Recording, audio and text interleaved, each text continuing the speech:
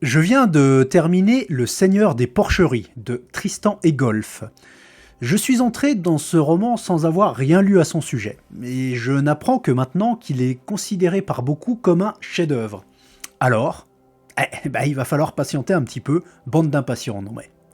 L'histoire du Seigneur des Porcheries, elle répond merveilleusement bien aux troubles qui agitent notre pays un peu plus chaque année et particulièrement en ce moment avec la grève des éboueurs parisiens. Si je croyais au signe du destin, tiens, je me présenterais aux prochaines présidentielles.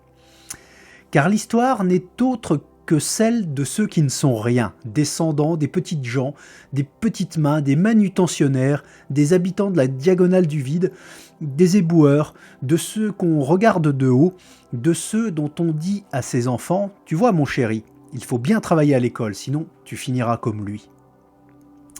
Le héros, mais peut-on qualifier de héros le personnage central de ce roman, est un paria que l'on pointe du doigt.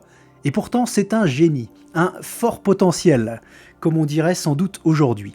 Sauf que son potentiel, comprendre les gens respectables, l'empêche de l'exploiter dès qu'il en a l'occasion. Alors évidemment, tout part en sucette, parce que c'est toujours ainsi que ça finit. John Kaltenbrunner, ce héros donc, c'est le héros avec un S, H-E-R-O-S, et le héros, H-E-R-A-U-L-T, des opprimés, des pauvres, des exploités, de ceux qui n'ont d'autre choix que d'exécuter les plus basses besognes, et en la fermant, s'il vous plaît.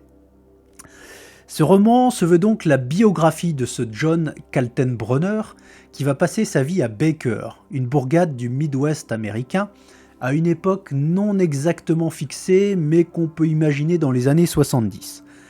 Baker, c'est l'Amérique crasseuse, raciste, alcoolique, consanguine, bigote, régie par un système de caste où quelques-uns exploitent les autres qui exploitent à leur tour les rebuts de la société.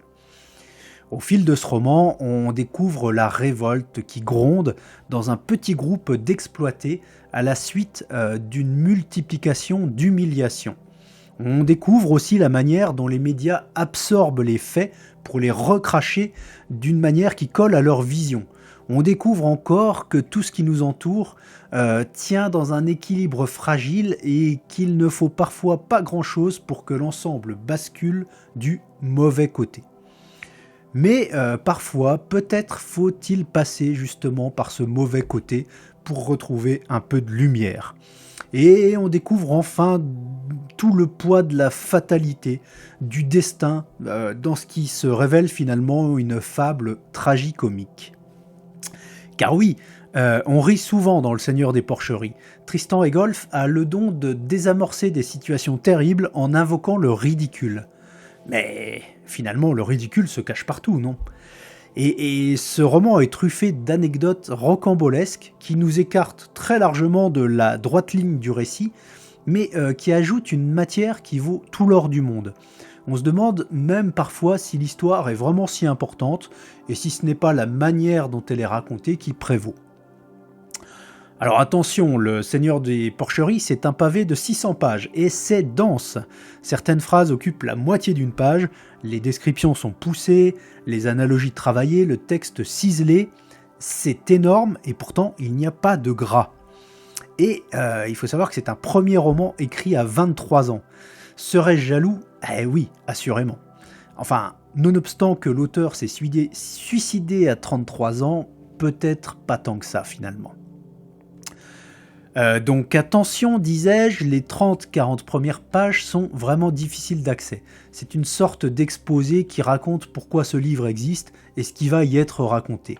Mais c'est trop scolaire, didactique, on se demande un peu dans quoi on est tombé. Alors on s'accroche en espérant... Et voilà, la lumière, crasseuse forcément, vient éclairer, aveugler même le tunnel. Ouf! Donnez-lui donc sa chance au début, les 560 pages qui restent valent vraiment le coup, ça oui.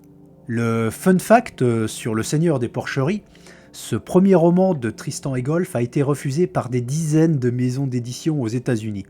Et c'est finalement en France qu'il a été publié par Gallimard en 1998. Ça semble incroyable, ou peut-être pas tant que ça, parce que il faut dire que l'auteur dans ce livre n'est vraiment pas tendre avec son pays. C'est une sorte de Leurs enfants après eux, de Nicolas Mathieu, mais en version trash, no limites. Alors évidemment, je vous conseille absolument cette lecture, notamment à tous les fans de belle écriture qui n'ont pas peur de s'immerger dans des tombereaux d'immondices. Bon voyage!